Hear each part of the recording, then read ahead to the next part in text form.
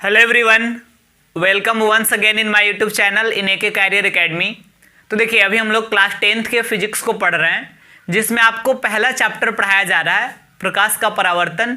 और इसमें पिछले वीडियोज में हम इसके शॉर्ट टाइप और लॉन्ग टाइप जो इंपॉर्टेंट क्वेश्चंस है उसको आपको बताए थे। और आज के वीडियो में हम प्रकाश के परावर्तन से कुछ इंपॉर्टेंट ऑब्जेक्टिव क्वेश्चंस को कलेक्ट किए हैं और उसको समझना है।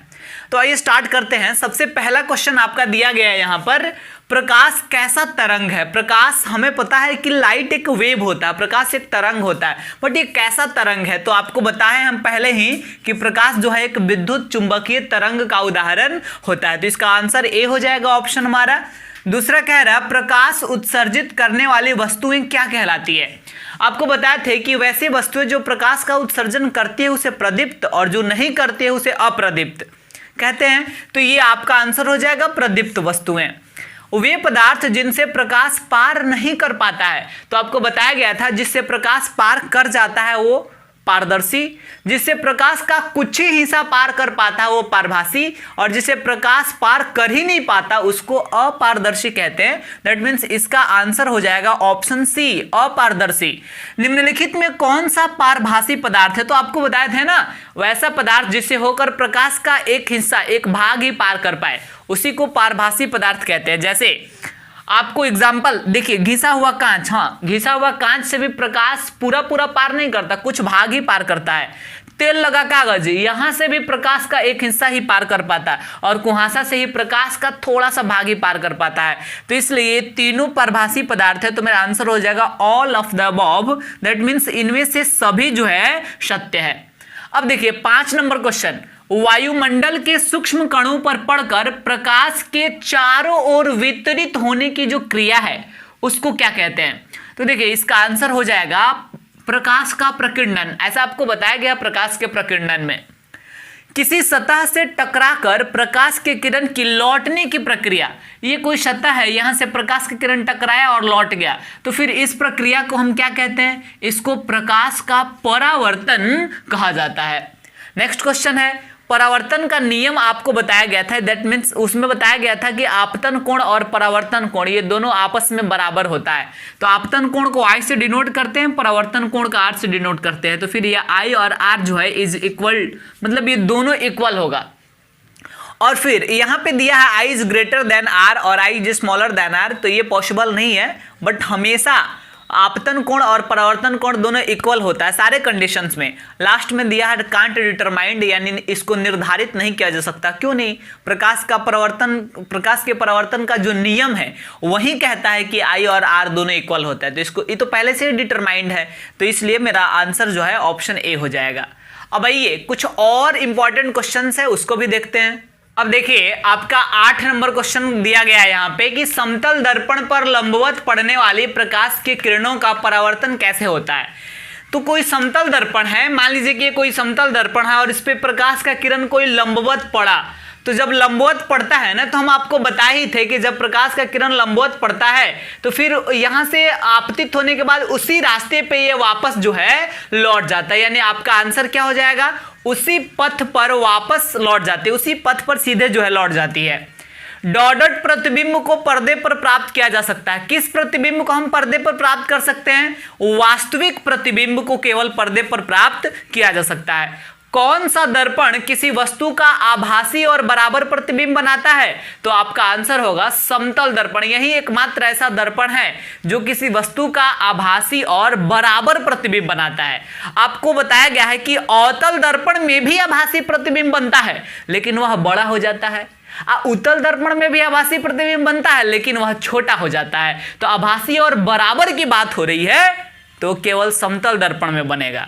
अब ये नेक्स्ट क्वेश्चन यानी 11 नंबर दिया गया है कि कौन सा प्रतिबिंब हमेशा वस्तु की अपेक्षा सीधा बनता है।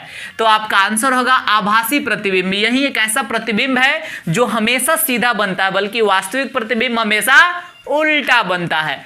किसी गोलीय दर्पण की वक्रता त्रिज्या उसके फोकस दूरी की डॉट होती है। देखिए यहां कंफ्यूजन होती है, स्टूडेंट जल्दी में मार देंगे आधी आधी होती है, बिकॉज बार बार सुनने को मिलता है कि फोकस दूरी वक्रता त्रिज्या की आधी होती है। लेकिन ध्यान दीजिए यहाँ पे क्वेश्चन उल्टा कर दिया गया, वक्रता त्रिज्या फोकस दूरी की क्या होती है ये पूछा जा रहा है। तो फॉर्मूला होता है F = r/2। तो इससे ये पता चलता है कि ये फोकस दूरी वक्रता त्रिज्या की आधी होती है, लेकिन यहाँ क्रॉस गुणा कीजिएगा तो r = आएगा 2f।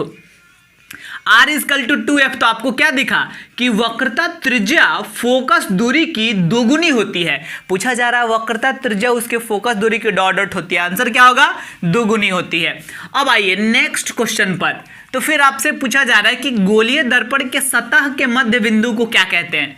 क्या कहते हैं? ध्रुव कहा जाता है। ये गोलीय दर्पण है, इसका जो ये सतह है इसके मध्य बिंदु को, तो इसको हम पोल कहते हैं ना, ध्रुव, इसी को तो ध्रुव कहा जाता है। अब देखिए मुख्य अक्ष के समांतर आपतित किरणें क्या होता है, जब प्रकाश की किरण को हम मुख्य अक्ष के समांतर आपतित करते हैं तो वह फोकस से होकर लौटता है, ऐसा बार बार बताया गया है। तो आपका आंसर जो है ऑप्शन ए हो जाएगा इसका। तो यहां तक तो कोई दिक्कत नहीं है। अब आइए 5-6 और ऑब्जेक्टिव क्वेश्चंस देखते हैं। अब देखिए 15 नंबर क्वेश्चन में दिया गया है गोलीय दर्पण को बाहर से रजतित करने पर कौन सा दर्पण बनता है।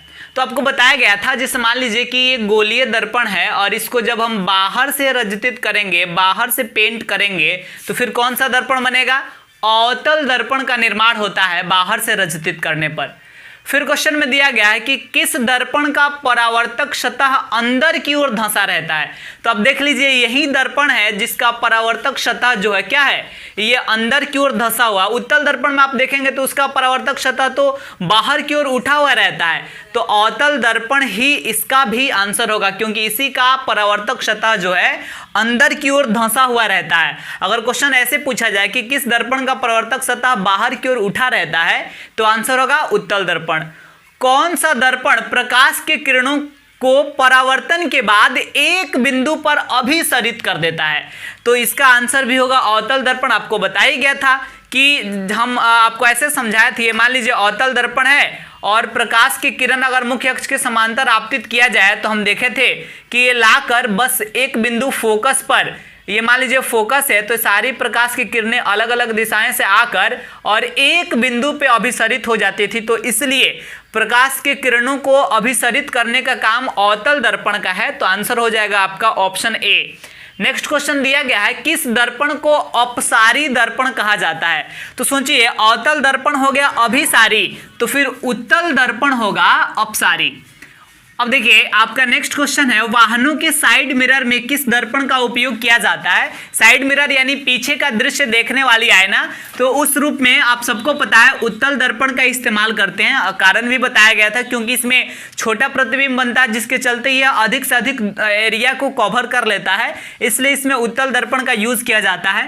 नाक, कान और गला के डॉक्टरों के द्वारा रोगियों के जांच के लिए किस दर्पण का यूज होता है, तो फिर इसका आंसर होगा अवतल दर्पण, क्योंकि यही एकमात्र ऐसा दर्पण है जिसमें किसी वस्तु का बड़ा आकार का प्रतिबिंब बनता है, इसलिए कान, नाक और गला के डॉक्टरों के द्वारा जांच करने के लिए रोगियों का अवतल दर्पण का इस्तेमाल किया जाता है। आगे समझ में पूरी चीज। तो देखिए आज हम लोग 20 ऑब्जेक्टिव क्वेश्चंस को समझे, आज हम लोग इतना ही रहने देंगे और अगले वीडियो में फिर से कुछ और ऑब्जेक्टिव क्वेश्चंस जो आपके लिए काफी इंपॉर्टेंट है उसको देखा जाएगा। यानी ये ऑब्जेक्टिव क्वेश्चंस का पार्ट 1 वीडियो था और इसके बाद ऑब्जेक्टिव क्वेश्चन का पार्ट 2 वीडियो हम लोग देखेंगे, जिसमें इस चैप्टर को कंप्लीट कर लिया जाएगा और फिर उसके बाद हम लोग दूसरा चैप्टर जो है प्रकाश का अपवर्तन यानी रिफ्रैक्शन ऑफ लाइट, उसको स्टार्ट करेंगे।